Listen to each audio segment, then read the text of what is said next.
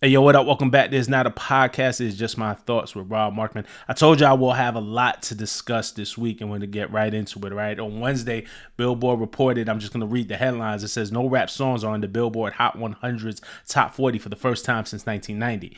All right, so the last song that was in the top 40 was Luther by Kendrick Lamar and SZA, which just fell off the chart due to a rule change that Billboard made, a rule change about recurring songs on the chart. So last week, Billboard made all of these changes. As a result of those changes, Luther is no longer on the chart. And now we have this headline, no rap songs in Billboard's Hot 100, in their top 40 of the Hot 100. If it was not for that rule change, Luther would have still been in the top 40. The song that started the streak, and I'm putting streak in quotation marks because, if you could just change the rule like that, and so it's subjective, right? But so the song that started the streak was Biz Marquis's Just a Friend classic record, which was released in 1989, but made the top 40 of Billboard's Hot 100 in 1990. All right, so the streak had been going from 1990 until now. And, just typically the way things were counted, there was the the hip hop R&B chart and rap chart. There was, essentially like the black chart, the urban chart. It was a lot harder for rap songs back in the day to chart on the Billboard Hot 100. It wasn't getting the same exposure that pop songs were getting. So that's just a little aside. But I'm gonna read to y'all the entire article from Billboard and then give context, and I'm gonna talk about my opinion. But before we even start, first let me just say hip hop is fine. If you live by the chart, you're gonna die by it too, right? If you chase the chart and if your success is based off of gaming the system, the bots, the funny marketing schemes, just to make the charts, and if you're valuing that over making dope music, making dope art, making impact, you're gonna lose. So there's some of that's been going on too. There's a lot of that's been going on. But to the artists who are out there, specifically for the artists who are out there, the up and comers, keep making dope music. Keep trying to innovate. Keep using your music to say something. Keep using your music to make people feel something, and you're gonna be fine. I promise you, right? So I'm gonna read this article, and then I'm gonna discuss after. But please subscribe. Need y'all to subscribe. Need y'all support. If y'all like the content, please support it. Please subscribe. Please please share. Let's hype this video. Let's do all the things. All right. I appreciate y'all. So I'm gonna read this article. Let me see if I can get to it. So y'all know the headlines. No rap songs on the Billboard Hot 100's top 40 for the first time since 1990. The subhead: as one long-running hip-hop smash goes recurrent on the chart, the Hot 100's top 40 does not boast a single rap song, ending a streak that's lasted over 35 years. It says, with Kendrick Lamar and SZA's 13-week Billboard Hot 100 number one Luther falling off the Hot 100 dated October 25th, 2025, there were officially no rap songs in the chart's top 40 last week. So Luther has been number one for 13 weeks previously, and so it's starting to dip. Like, how long can it stay towards the top of the charts? Luther did its job. It says the highest ranking rap song, defined as a song deemed eligible for charting on Billboard's Hot Rap Songs listing on October 25th, Hot 100, was Young Boy Never Broke Again, Shot Callin', and that's at number 44, so that's right outside the top 40. Cardi B, Safe with Kehlani, and BX The Plug's Hell at Night featuring Ella Langley, also ranked in the 40s at number 48 and 49 respectively. So you have rap songs that are knocking on the door, right? At 44, 48, and 49. That's NBA Youngboy, Cardi B, and BX The Plug. Big X The Plug, sorry. So it says the last time before that, when there were zero rap songs in the top 40 of the Hot 100, you have to go all the way back to February 2nd, 1990, when the top ranking rap song was Biz Marquis's eventually top 10 hit Just a Friend, which had just climbed to number 41. The next week, so February 2nd, 1990, Just a Friend, Biz Marquis, classic song, was at number 41. The next week, Just a Friend jumped to number 29, starting a Hot 100 streak of rap songs in the top 40 that will last for the next 35 years. 8 months and 3 weeks. What this article doesn't tell you, and I don't know, how have other genres fared? What are the other streaks for other genres? You know what I'm saying? I don't know. It says recent rule changes to Billboard's Hot 100 methodology did play a part in the streak coming to an end. For the chart dated October 25th, descending songs were deemed recurrent and removed from the chart if they had exceeded certain durations on the chart while also falling below certain updated chart thresholds.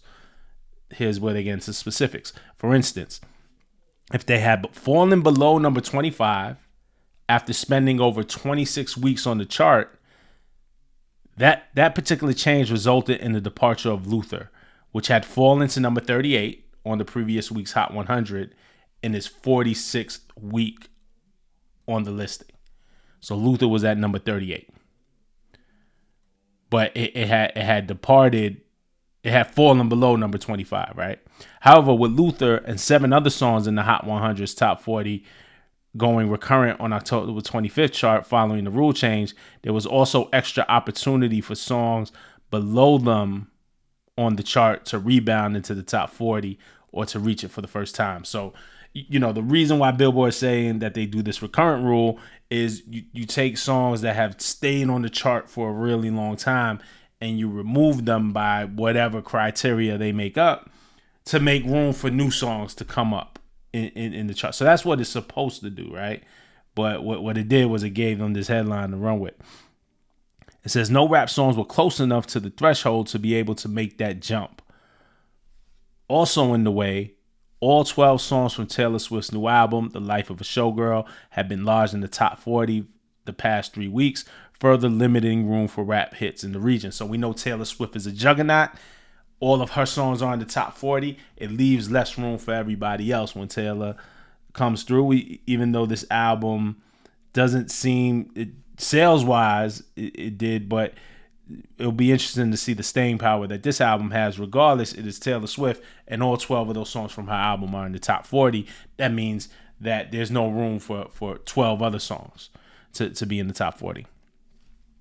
It says the lack of rap songs in the Hot 100's top 40 is the latest sign of a recent dip in rap's commercial dominance.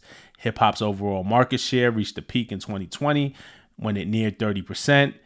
That has slipped to just over 25% in 2023 and has been at 24% so far in 2025 through the week of October 23rd. In the Hot 100 chart for the equivalent chart week 5 years ago, a whopping 16 of the top 40 were rap songs, while in the equivalent chart 2 years ago, there were 8 rap songs in the top 40.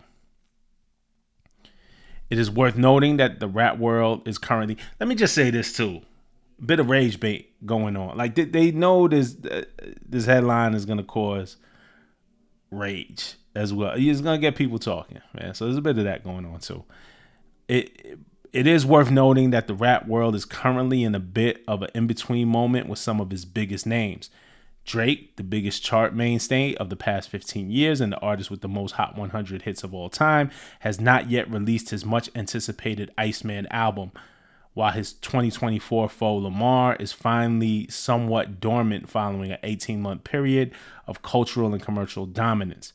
However, the last few months have not been totally without big rap releases. Both Cardi B and Big X The Plug have released new albums since August, and even without a new album, Drake has released a steady stream of new singles since announcing the album in July. So they're saying like, Drake hasn't released Iceman, but Drake has been. What did I miss?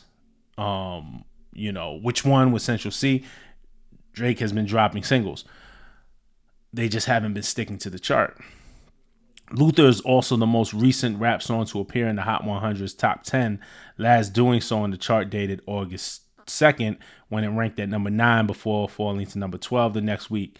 In the 2 months and 3 weeks following that chart, the closest another rap song got to the Hot 100's top 10 was Big X The Plug's All The Way. That was his song with Bailey Zimmerman, the country artist, which ranked at number 22 for the Hot 100 dated September 6th, after peaking at number 4 in April. On this week's Hot 100, dated November 1st, the rap song less streak is extended to a second week as once again, no rap songs rate in the charts top 40. However, Shot Calling does get one spot closer to ending the drought by breaking into the region, climbing number 44 to 43 this week. So, that's the chart. They're telling you the numbers. Look, I say this all the time. I say, men lie, women lie, and Jay said this, right? Men lie, women lie, numbers don't. And I say, well, men lie, women lie, and men and women use numbers to lie for them. I'm not saying Billboard is lying here, but what I'm saying is that they change the charts. They tweak with these numbers. The industry does this. Also, like how much streams count for a chart positioning versus radio play versus you know what I'm saying? Like, so it's all subjective. You know what I'm saying? Like Billboard's math equation is how they make it because they kind of own the chart, right? They own the chart. It's their chart. If somebody came up with another chart to rival it, the math might be a little different. They might factor in other things. Who knows? It's all subjective. But so you have the recurring rule change, which is a real thing, and you have Taylor Swift's new album holding court in the top 40. Something serious, right? It's the Taylor Swift effect. Happens all the time, man. If Taylor drops an album, all those songs are charting, and there's less room for somebody else. Then the Billboard article tries to make a point about Kendrick versus Drake. With Iceman not coming out and with Kendrick not having released new music, they call him somewhat dormant, is what they say, which is kind of crazy. Like GNX isn't even a year old. Kendrick has toured the world. And when it comes to Drake, like I said, he dropped a number of singles, right? What do I miss? Which one? There's been a couple of them that's come out of the Iceman stream. I also seen a lot of folks run with the narrative that the Drake-Kendrick battle ruined hip-hop. I've seen that narrative, and I can't agree. As it relates to this, I saw Academics TV pushing this narrative on Twitter, but we all know that accounts bias and that accounts allegiance. You know what I'm saying? It just feels like a narrative. It feels like a spin. I also saw somebody who I respect, Isaac Hayes III. Shout out to Isaac Hayes III. I saw him say this on Threads. Let me pull it out. I took a screenshot. I will put it up on the screen. But let me just read this. This is from Isaac Hayes III. Again, somebody who I respect, but he says, for the first time in 35 years, there are no rap records in the top 40 of the Billboard Hot 100. That hasn't happened since 1990. I can't help but see a direct connection between the Kendrick and Drake beef and this exact moment in hip-hop. Drake alone helped elevate countless artists to number one records, and his absence in the game this past year is being felt more than ever. No features, no singles, and with Kendrick also quiet since last December, the void is clear. I just don't agree. Again, we said there's been singles. Drake dropped the whole Drake and Party dropped the whole project. No Kid was a big song. No Kid was like impacted the charts. And then there's been Iceman single. There's been singles. So Drake has been dropping, and then has Kendrick been quiet since last December? He dropped. First of all, Kendrick is a man of few words. Like Kendrick is not omnipresent in that he's gonna be in your face every. You know what I'm saying? Like we know Kendrick, he's gonna drop, and then he's gonna dip out the way, right? But GNX came out, right? It cleaned up at the Grammys. We saw him outside. Did the Super Bowl. Dropped videos for the album. Did right? Squabble Up. Did Luther. Then he did 30 for 30 with SZA. That charted when SZA dropped Lana. Then he went on a stadium tour with SZA throughout the world, throughout the U.S. and then did South America. I think they're doing Australia now, or they're gearing up to do Australia. So Kendrick also quiet since last December, and the void is clear. I just respectfully, I can't agree with that, right? And first of all, like, and this is to the fans. If Kendrick and Drake beefing, if that affects how you support the rest of hip hop artists, you're not a hip hop fan. If your fandom revolves around one artist and all of their allies and only that, you don't love this shit. Got news for you. You don't love this shit, man. Secondly, let's just say if the success of the game revolves around these two artists, let's just say if it does, then it's a house of cards anyway. How can this whole genre, this whole thing that we built revolve around two artists? That means other people aren't doing their job. So it's not Drake versus Kendrick that hurts this. It's the fan armies, for one. The split of like Nicki versus Cardi, because if you like Nicki, and if I'm a Nicki fan, then I can't like Meg. Or if I'm a Cardi fan, then I can't like be like, it's these sides and these factions, that these weird factions that modern fandom pick when we talk about these fan armies. You know what I'm saying? I gotta be on one side or the other. No, you don't. Like, these artists don't pay your bills. You pay their bills. These artists don't pay your bills. You pay their bills. You know what I'm saying? Like. So it's kind of twisted. It's something that this digital era does. It's the corniest shit ever, if you ask me. But then there's another side to this too, right? So it's the fans. It's not to entirely blame the fans, but the fan army thing is glaring. But there's another side to this, and it falls on the artists and it falls on the labels. Artists are chasing these charts. Man, fuck these charts. Because one week they change their rules and switch up on you. It's like when you learn to dance, they change the music. You know what I'm saying? They change the tempo. You know what I'm saying? So they're going to change their rules and switch up on you. So how do you ensure that you're successful? Is make dope music. Push the envelope. Stop trying to game a system that doesn't give a fuck about your art. Hip hop's going to be fine, right? And I've said this before, we just got to stop trying to appeal to everyone. Hip hop became so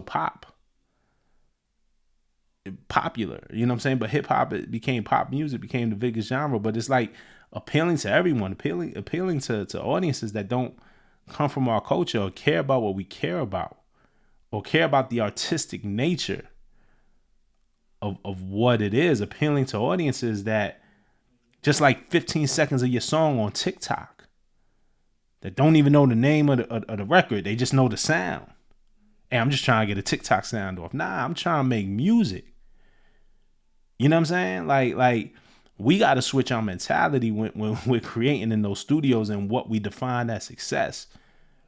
And then when we partner with these labels about how we market this shit for real. You know what I'm saying? Because there's been a lot of dope records that came out this year. Fuck the charts. You let the charts tell it. Man, come on, man. Clips, JID, Chance the Rapper, dropped something amazing. Tyler, Chromacopia, came out last year. Then Don't Tap the Glass this year. There's been a lot of dope music, man. You know what I'm saying? Just last week, I did on my shorts talking about all the records that I enjoyed last week. That new Mobb Deep record, that new Mobb Deep album, and then on the other side, YoungBoy, killing it in these arenas. You know what I'm saying? It's a lot of dope shit. It's a lot of dope headlines. A lot of dope shit. I'm just going off the top of the head. I don't have the list in front of me, but it's a lot of dope shit. So the chart don't tell the whole story, is what I'm saying. Hip hop's gonna be fine, but we got to stop trying to appeal to everybody. And then just some things to keep in mind. Think about it, man. A top 40 hit. What's a top 40 hit? NWA Fuck the Police was in the top 40 hit. One of the most important songs ever. Slick Rick, Children's Story, never went top 40. One of the most recognizable, celebrated songs. One of the most sampled songs ever in hip hop. Never went top 40. Nas, Lauryn Hill, If I Rule the World, didn't land in the top 40. That's a forever song. Jeezy, And Then What? Wasn't top 40. Neither was My President. My President Is Black. Wasn't top 40. Oh, but you remember the moment. You remember the moment when that song hit. You remember what that song made you feel. Well, one top 40. Jay-Z, PSA. Didn't chart. Not top 40 right. Didn't chart on Hot 100. But he could do a show anywhere in the world and say, allow me to reintroduce myself. And the crowd's going to finish that line. But one top 40 record. Impactful, though. Souls of Mischief, 93 to Infinity. Love that record. Wasn't a top 40 record. J. Cole, Love Yours. Off of Forest Hills Drive, right? Classic album. Love Yours wasn't top 40. But you know how impactful that song is to people? You know how that song made people feel? Kendrick Lamar, We Gonna Be Alright. Kendrick Lamar, alright. Wasn't a top 40 record. You know how that record made people feel? You know what that record stood for people? Wasn't a top 40 record. Kanye West, Can't Tell Me Nothing. Wait till I get my money right. Wasn't a top 40 record. Hip hop classic. So I say all that to say this. If you're a hip hop fan, keep supporting all the dope artists. The shit that you like. The things that you like. You know, these sales.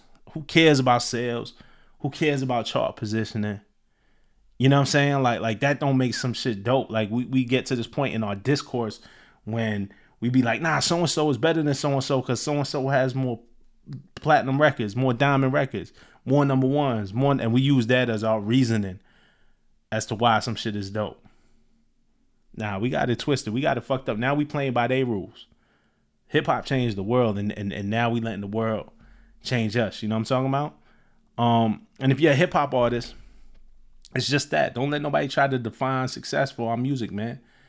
You know what it is when you go outside, when you feel a record. Like I don't even think. Let me just look something up. Mobb Deep, Shook Once.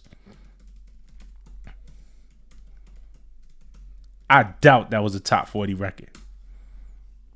Like, I doubt it. Wasn't not a top 40 record. Peaked at number 59. Mobb Deep, Shook Once.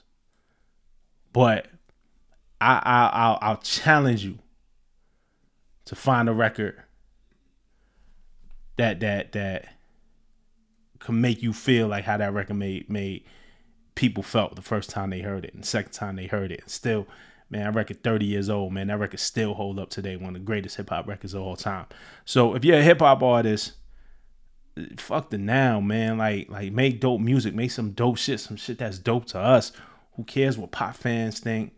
Who cares what 15 seconds are gonna go up on TikTok and make these kids who is not even from our culture like that they like your sound, but they don't even know who you are. They don't even know your record. Who cares about cliche bullshit? Just be dope. Our culture always dictated to the world what was cool, and it won the other way around. We set the trends. We tell the world what to wear. We tell the world how to dress, how to talk, what to drink, what to drive. You know what I'm saying? What sneakers is cool. And these brands eat off of it. And these companies eat off of it.